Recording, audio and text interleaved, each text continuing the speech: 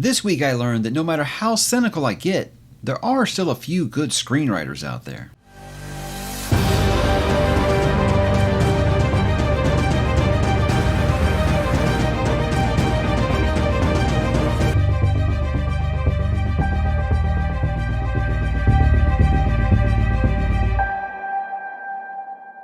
Hey, what's up, bookworms? Mike back with another weekly update, weekend edition. Now, I didn't actually do a weekly update. I kind of did like a vacation catch-up kind of thing, which had some elements of the weekly update in it. So I wasn't sure if I was going to do one this week or not, but I figured, why not? I have plenty to talk about that I didn't get to talk about in that video. But yes, guys, I am back from vacation, trying to get back in the full swing of things, and kind of, sort of. But you know how it is that first week back. After vacation, you need a vacation from your vacation, and all kinds of things have been kind of playing into that. But guys, let's get down to business as per usual here. Let's start with what am I reading, guys? Man of my word, I did pick this up and start it finally. I got about the first 100 pages into it, and this is the part usually on a weekly update where I tell you what I think about what's going on. I have no idea what's going on, and that's the thing about it. It's like, oh, it's because you took such a long break, guys. When I was reading this every month, every other month, I had no idea what was going on. So that's just kind of the grounds that come with reading a Malazan book. So it's taken me a minute to kind of get back into Mr. Erickson's writing style, which is much, much more heavy than most of the things I've been reading lately. But I can't say I'm not enjoying being back in the world, because it is to be like, to me, it's just kind of one of those things that get your brain moving. You're like, what in the world? But I think I'm already in a better place than I was when I tried to do Toll the Hounds right after Reaper's Gale, and I was a little burned out. So I'm glad that I did take this extended break, and it'll help me kind of get through it now. So yes, you look at that and you say 100 pages, and look, that's how far you are into it. So this is a monster of a book. That's why I'm saying, guys, don't expect me to be done with this anytime soon. This, because it was on my August TBR, doesn't mean I plan to finish it in August. I really, right now, my goal is to finish this by Christmas. And so I'm just going to kind of be reading this along with everything else. It'll probably get swept to the side a little bit during spooky season, because I want to kind of focus on the horror books that month. But I will still be reading it off and on with everything else that I am reading. And with everything else that I am reading, I am still working on Of War and Ruin, which is, you can see why. You know what? Hey, check it out. It's like mini me and regular me. I don't know. But yeah, obviously this one's a little taller and the print's a little bigger. But I would say they're probably about comparable sizes for sure. But Of War and Ruin, I don't want to regurgitate everything that I said on that vacation check-in video, but I am really, really enjoying the book. It's one of those things I really am just kind of savoring it. It's one of those deals where, people are like, oh, it's so long, I don't know if I can do it. I don't ever feel like, oh, it's just too long.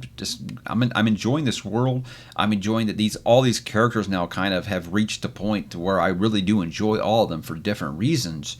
And that's impressive when you think about how many characters he has in this book. But what is really, really special feeling about this is he has about between 8 to 10 different storylines going on at the same time, and they're all good. I mean, I'm on board for all of them. I like some more than others, obviously, but there's none that I'm actively just like, not more of this. Let's get back to the fun stuff. I'm not feeling like that with anything. I think about probably my least favorite storyline in this book, and I don't even tell you what it is because it would be kind of spoilerish if you know that character's still alive or not.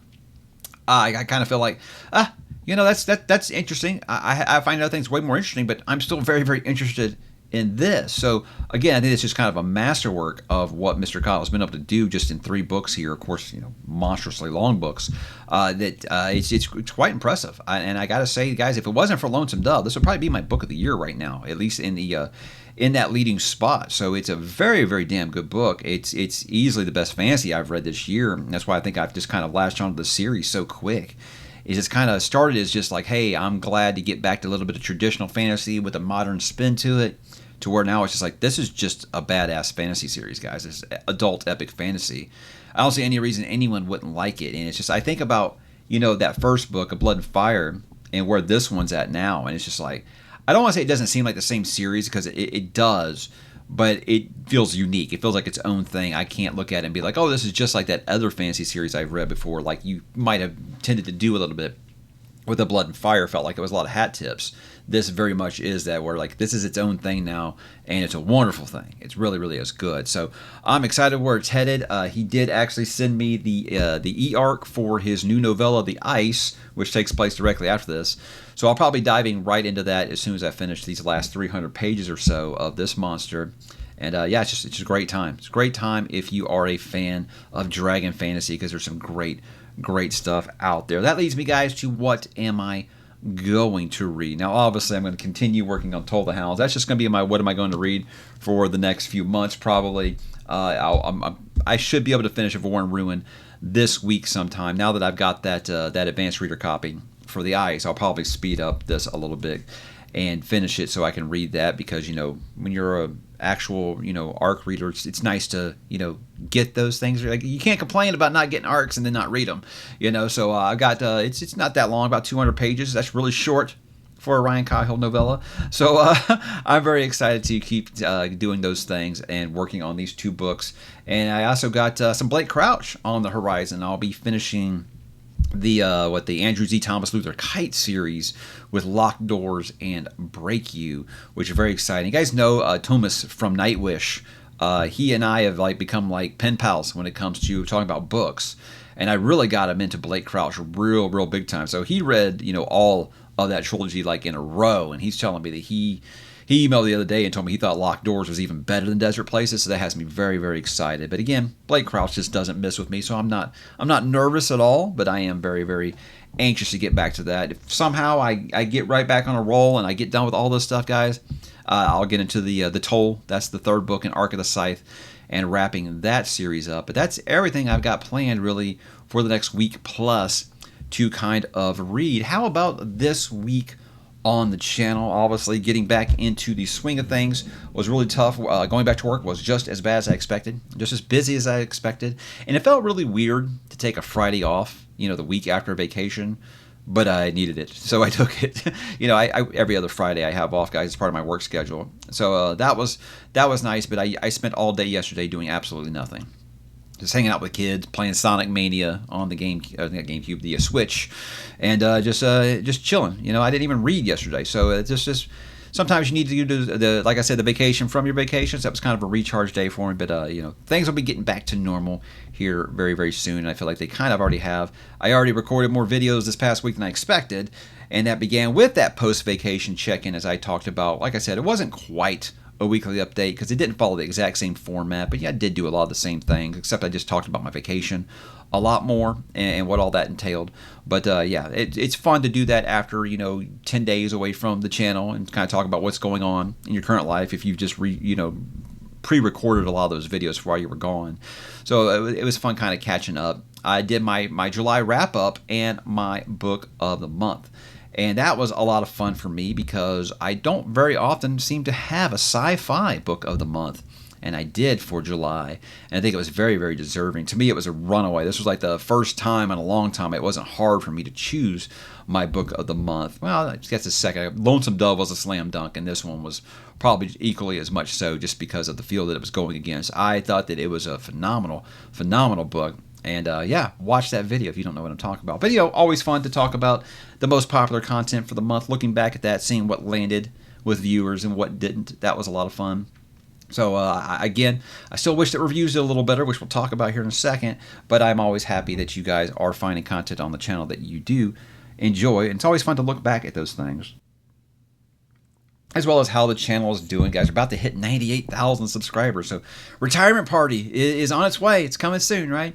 And then, speaking of reviews, I did do a review for Gone with the Wind by Margaret Mitchell, and that was one that I said I wanted to do because I wanted to do that back when I first started the channel, but that's when you were seeing Gone with the Wind in the news and stuff like that, and there was a big backlash against it all of a sudden, and I kind of shied away from it. But I've just got to the point now where I said I'm not going to let people bully me about literature anymore. Like when I put out that Why You Should Read Harry Potter video, I got savaged. I don't care, man. I'm going to talk about books that I love. If you think that the authors aren't good people, you're allowed to think that. If you think that, I mean, there's a lot of movies and music artists out there, or movie makers and musical artists out there that I think are horrible people, and I still like their music and their movies, So I've never let that really, really bother me, but I just decided I wasn't going to, not talk about something I love anymore because someone might get upset about it. So that's what Gone with the Wind was about, and of course, why it's an amazing book. As I say in that video, I think it is still the great American novel. How can this be the great American novel for 80 years? Now all of a sudden it's considered, you're a bad person if you read it. I can never get behind that. So I talk about that when it's something that I usually don't do on the channel. I don't usually talk about anything identity politics related.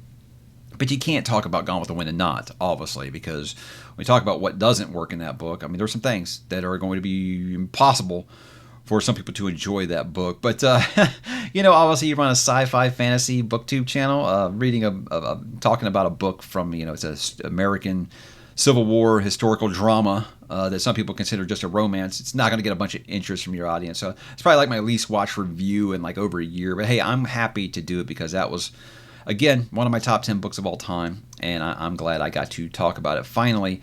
And I hope you guys that did watch it did enjoy it, and maybe it put to bed some of the preconceived notions you have about it, like that it's just a romance book just for women or something like that. Maybe some of those things will get some new people to put some eyes on what I still think is the great American novel, 87 Years Young. I really enjoyed it every bit as much as I did as a preteen, as in my early 20s hopeless romantic phase, and now here at 45 years old. I did enjoy it just as much. So, guys, next week plans. I do have some things that are cooking. Some of these I've been kind of putting off while I was getting ready for the vacation. I didn't have time to record them, so I'm just kind of recycling them here because they are videos I still want to do. I was thinking about, since I'm not doing any Into the Multiverse right now, how do I go about getting some Stephen King on the channel? And I said, how about I talk about some adaptations? Because Stephen King adaptations, that's quite a hot button issue, right? Or what I mean by that is not that they're controversial, it's that they're usually bad. And I think it's kind of got this stigma of that there's been no good Stephen King adaptations. And I'm like, no, there's actually quite a few good ones now. So I'm going to talk about my favorite Stephen King adaptations, why I like them, why some of them are different from the books, and that's okay. And just, talk about some King stuff. I haven't talked about King here for a little bit. And because I'm not going to be doing any Into the Multiverse, not really in the Multiverse. I'm not going to be ranking the Stephen King books again for a while. Part 4, it's going to be quite a wait, guys, because I've got several books to read. And I've kind of swore off rereads for now. But I will get back to it, I swear. I'll be missing the Kingdom here very soon. That gives me the opportunity to kind of quench that thirst by talking about some of the adaptations of some of his greater works.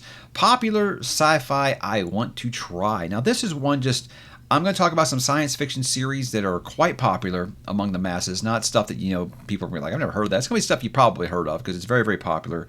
And it's not quite an update to that video I made like 2 or 3 years ago about, fantasy series, or not, sorry, fantasy series, sci-fi series that I want to begin.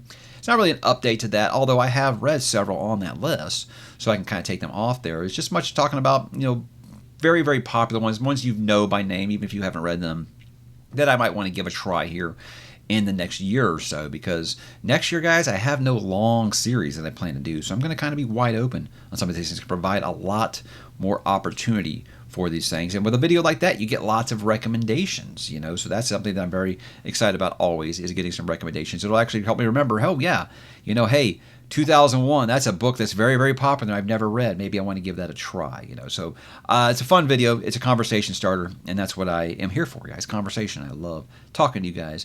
And speaking of talking to folks, I'll be talking to the sovereign Aaron Alloon and our favorite little goblin there, Ben Albarca. Not little, actually. I think he's taller than me.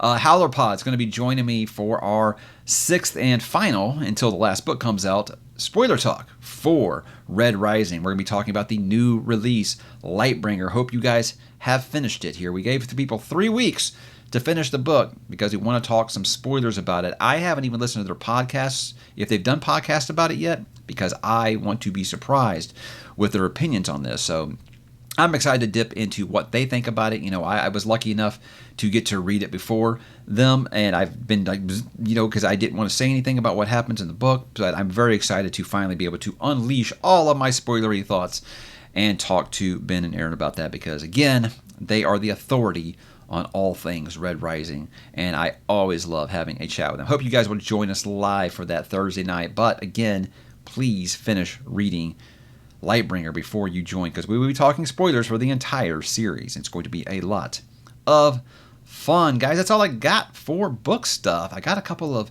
TV and movie talk things. I talked about how this segment was going to be changing soon because of the writer's strike.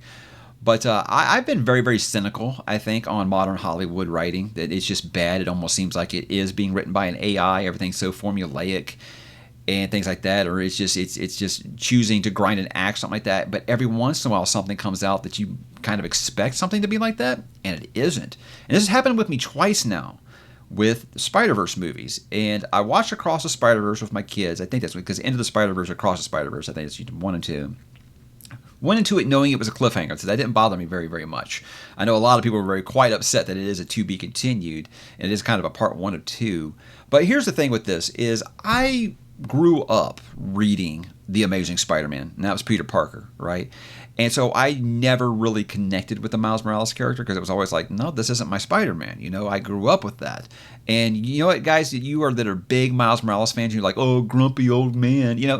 Someday someone new is going to come and replace Miles Morales, and you're going to feel the same thing. You're going to understand what I'm talking about. But it wasn't that I ever disliked the Miles character. I was just like, I feel like every time we start talking about Miles Morales, it's kind of paired with someone trashing Peter Parker and why Miles Morales is better, and it just kind of always just annoyed me because that's one of my favorite superheroes ever. Top 3 without a doubt. So with Into the Spider-Verse, I kind of went into it thinking, oh, it's just going to be them, making fun of Peter. Peter's going to be all the butt of all the jokes, whatever. And it wasn't. It was very, very, very, very nice to Peter. I thought it was very, very well done. It really respected the character, and I liked the way that was done.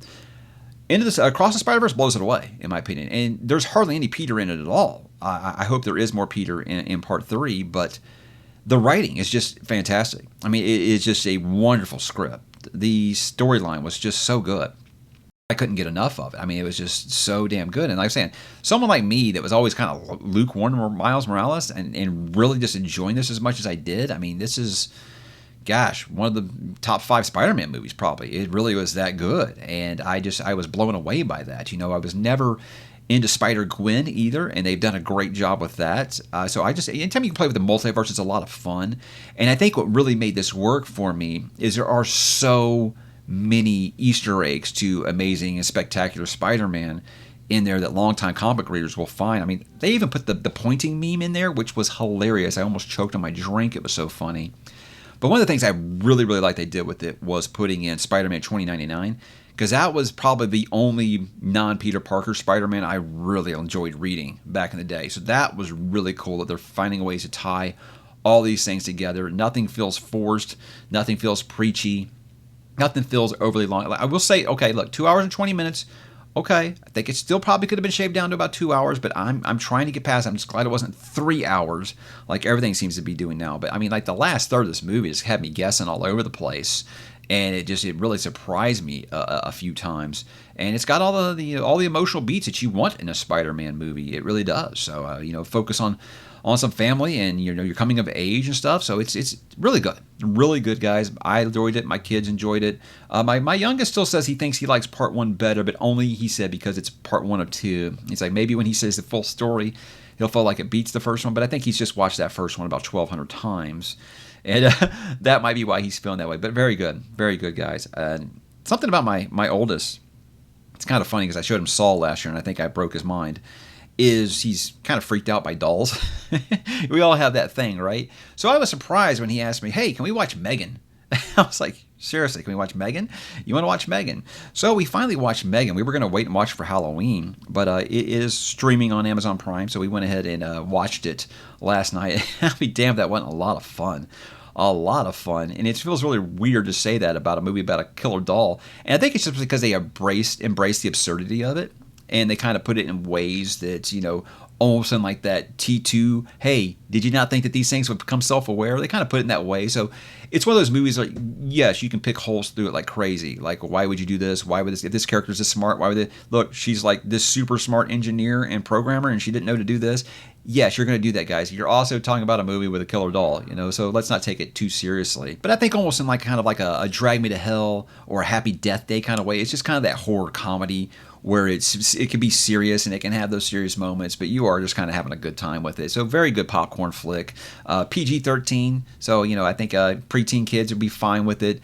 There's none of the stuff that we usually look. I don't care about the violence, the bad language. We just try to keep them away from the sex stuff because it's just like I feel like that's going to make us uncomfortable. It's going to make him uncomfortable. There's a couple mentions to Tinder or something like that if you don't know what you're talking about, you're not gonna have any idea. So it's fine for younger kids if they're kind of looking for a way to get into horror. It'd probably be a pretty good launching point. So I was impressed with it, and the way they kind of leave it open there at the end for a potential sequel. I think I would be okay with it. I think it'd be a lot of fun if they did it. But yeah, fun movie. Check it out. As for some gaming talk before I go, guys, real quick, I've had people ask me, am I going to be getting Baldur's Gate number 3? Yes and no. With this it's something that I want. Obviously, it looks very cool. The reviews are glowing.